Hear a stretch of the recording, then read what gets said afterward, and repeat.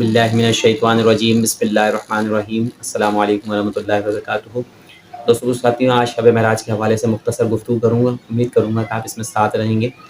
دوستوں، شب معراج جو ہے اللہ رب العالمین نے اپنے پیارے محبوب حضرت محمد مصطفیٰ صلی اللہ علیہ وسلم کو اپنے پاس بلا کر جسم اور روح دونوں کے ساتھ معراج کروائی۔ دوستوں ساتھیوں، ہو سکتا ہے انسان کے ذہن میں شک آتا کہ پتہ نہیں معراج ہوئی یا نہیں ہوئی، تو اللہ تعالیٰ نے قرآن مجید میں ارشاد فرمایا کہ سبحان الذی اسریٰ، کہ سبحان پاک ذات نے اسریٰ بعبدہ، یعنی معراج کرائی، سیر کرائی اپنے بندے کو۔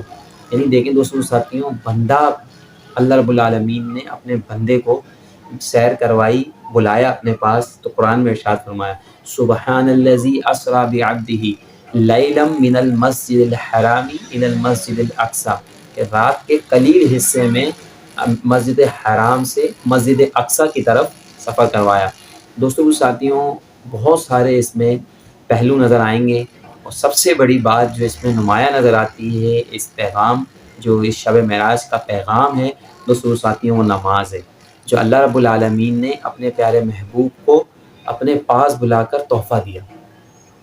دوستوں ساتھیوں، انشاءاللہ مختصر گفتگو کروں گا، تو اس کے اندر بس پوائنٹس جو ہیں وہ عرض کرنے ہیں، کیونکہ بے شمار بار آپ نے بیانات تو بہت سنے ہیں، لیکن اس پلیٹ فارم سے الحمدللہ آپ کو مقصد کی بات سمجھنے کو ملتی ہے الحمدللہ، کہ آپ تعاون کرتے ہیں، دیکھتے ہیں، لائک کرتے ہیں اور شیئر کرتے ہیں، الحمدللہ کمنٹس کرتے ہیں، تو یہ اسی کی وجہ ہے کہ ہم اور ہمارے شیخ جن سے ہم نے سیکھا ہے، ہمارے استاد ہیں، وہ آپ یہی فرماتے ہیں کہ بیٹا محبت عام کرو۔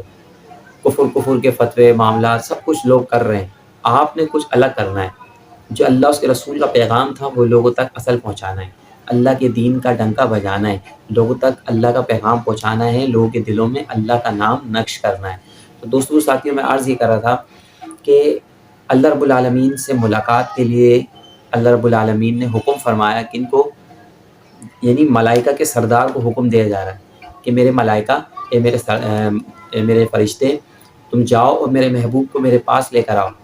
تو نبی پاک صلی اللہ علیہ وسلم اس دن آرام فرما رہے ہیں۔ دیکھیں دوستوں ساتھیوں، اللہ تعالیٰ کا کیسا نظام ہے، اور کیسے اللہ تعالیٰ اپنے بندے کو کتنا بلند مرتبہ دینا چاہ رہے ہیں۔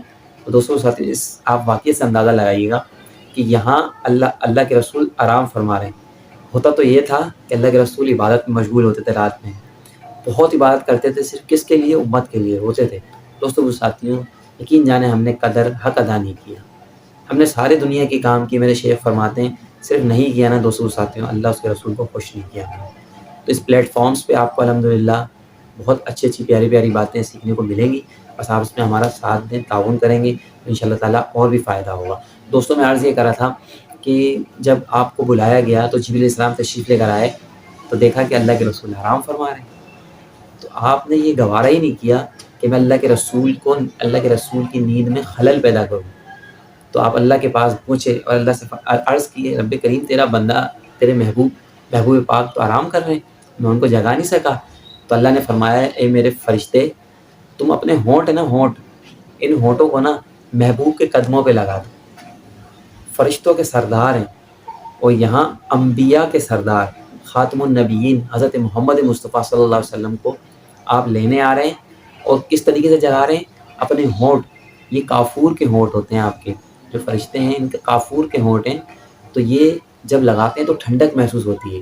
تو دوستوں ساتھیوں، جب انہوں نے اپنے ہونٹ مبارک اللہ کے رسول کے قدموں سے مس کیے، ایسے ٹکرائے، تو ٹھنڈک محسوس کر کے اللہ کے رسول نے آنکھیں کھولی، اور آنکھیں کھولنے کے بعد آپ کو پورا ماجرا بتایا کہ اللہ رب العالمین آپ سے ملاقات کرنا چاہتے ہیں، آپ سے ملاقات کرنا چاہتے ہیں، آپ چلیں ہمارے ساتھ۔ براق سواری لائی گئی، اور اللہ کے رسول صلی اللہ علیہ وسلم کو مختلف مقامات پر نماز پڑھاتے ہوئے انبیاء کی امامت کیا آپ نے، اور اس کے بعد پہلے، دوسرے، تیسرے، چوتھے، پانچویں، چھٹے، ساتویں آسمان تک تشریف لے کے گئے، پھر وہاں سے جنت دوزخ کا مشاہدہ کیا، پھر سدرۃ المنتہا، جہاں پر جبریل السلام کی بھی حد آ گئی۔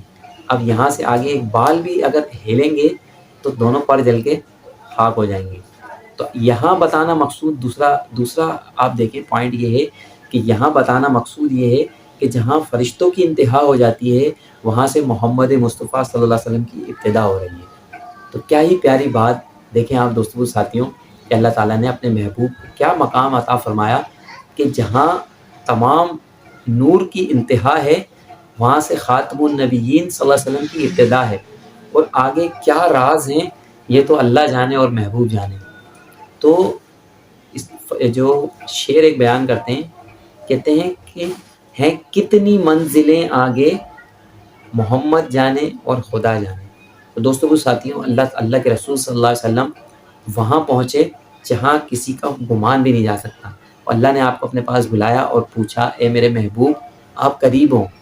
جب آپ قریب ہوئے پھر ارشاد ہوا میرے محبوب آپ اور قریب ہو، پھر اور حکم ہوا کہ میرے محبوب اور قریب ہو، پھر راز و نیات کی باتیں ہوئیں، اللہ نے خوب نوازا آپ کو، اور اللہ تعالیٰ نے اپنے پیارے محبوب حضرت محمد مصطفیٰ صلی اللہ علیہ وسلم سے ارشاد فرمایا میرے محبوب آپ میرے لیے کیا تحفہ لے کر آئے ہیں؟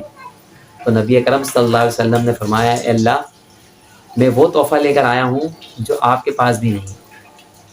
اللہ رب العالمین نے پوچھا اے میرے محبوب ایسی کیا چیز ہے کہ جو میرے پاس نہیں ہے اور آپ کے پاس ہے؟ تو سب ساتھیوں سارے انعامات ساری چیزیں اللہ تعالیٰ نے سب اللہ تعالیٰ کی دی ہوئی ہیں نبی پاک صلی اللہ علیہ وسلم کو۔